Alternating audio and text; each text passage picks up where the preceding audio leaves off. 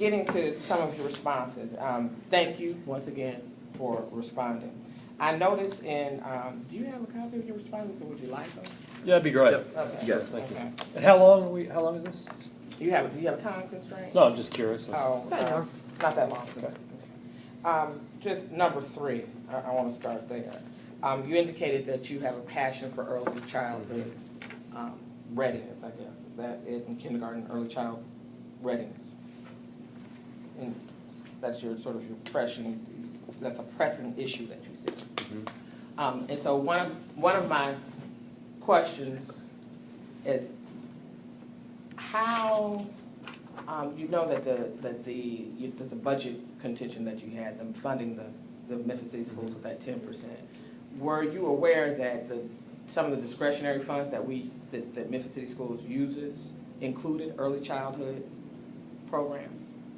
Not aware specifically about what piece of that, but I think, on the school funding, I'm not a big believer in giving money away, then there's no accountability. We have to give money, then there's no accountability on how that money is spent or what the results are. I think that's categorically Right. wrong. No, So, I agree. So Right. as it relates to the school funding, issue, I think I was part of the original solution about 60 days before it ever got done to do the 2030, give $20 million out of the reserves and $30 million out of the operating budget or whatnot Okay. to fund the schools. Okay. So I've never advocated not To fund them. not funding the schools or holding money back or anything like that. And what I also, will be for, I voted for the $2.5 million for the summer reading program Right. last summer, advocated for that. What I would also be for, once our obligation to fund the schools goes away in 2013, if there's no appeals or whatnot, is what I would like to do then is more of fund programs like the summer reading initiative. And I think what we should do, because there's not enough focus on it of current public dollars, is focus on the early childhood piece. But where, like all other divisions of city government, we are able to hold those groups accountable and make sure that we're getting results for those dollars that are spent. So, I don't know if your question is, but No. Yeah. Moving forward, no, that's good. Moving forward, if I understand you correctly, you would still agree with funding some sort of funding of public education, but you're saying specifically on early childhood funding with Right, with strings attached, and maybe that's not all goes to public schools. Maybe some of it is through, nonprofit groups or other schools or whatnot. But in general, focus on that issue, because I think there's not enough focus of public dollars on early childhood. 0 to 5 and even before children are born, quite frankly. Okay. And we can do a lot. So to me, I think that's one thing that the city needs to have a much bigger focus on. And that's where I would like to, and would advocate for more dollars focused on that. Okay, so continuing to fund education around early childhood. Right. Okay, all right. No matter where that is, whether it's the school system, whether it's community. Wherever we can get find the it. absolute most bang for the buck, Okay. and move the needle on that very important issue. Another interesting thing, can you talk some more about the short-term and long-term strategic plan for the city of Memphis? I noticed in your response that you said you were, it's number 5. Okay. That you were moving towards trying to get a charter amendment requiring a 5-year operating and capital plan. So tell me some more about that. Okay, so right now, one of the reasons why, and I wasn't on the council, and you probably know in 2008 when the funding was cut, but I think if we had more of a kind of a business approach, a 5-year type approach, then this kind of thing shouldn't be, it shouldn't be something that's forced, but I think it's so important that it needs to be written into the city charter. All right, so the mayor is working on this right now anyway. With Director Lipscomb, he actually asked me to hold that. I had that up 2 weeks ago to be heard in committee. So, whenever I can work with the mayor, I want to do that. So I'm holding that pending hearing his plan. I still want to move forward with this because he's not always going to be the mayor.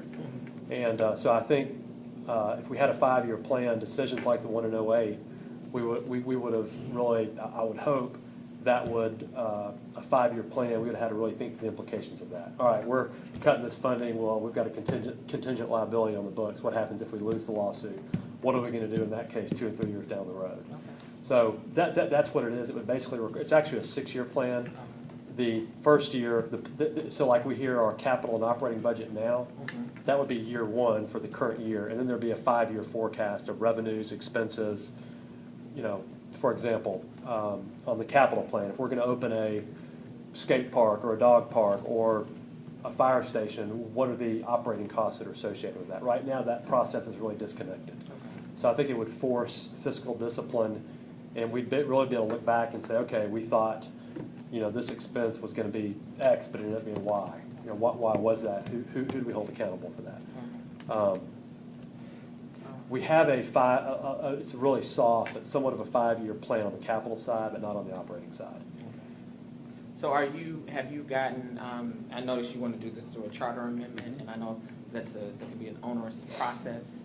Well, not really. It's just it just has to do it's got to just pass 3 readings of the council, then it goes on the vote next year on the state election. Well, so the people would vote for it. And right. I think people would vote for a 5-year plan. But I'm saying in terms of collectively with your other council members, is that something that you have to convince them of, or is that something that you think that's your I think I can get 7 votes for that. You can get 7 votes for that? Okay, all right. There might be a few that kick and scream. Why anybody would be against a 5-year plan, I have no idea. But there are a couple that are, so.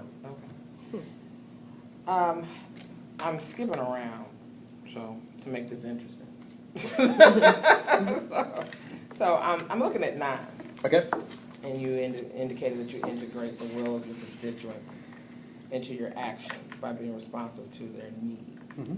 So tell me about how you navigate that when it's a hard and potentially unpopular decision that you have to make, because you're hearing your constituents, which of course on an issue, like for instance, stand around education funding, and then you have some real issues that you have to think about in terms of capacity, what the city can do.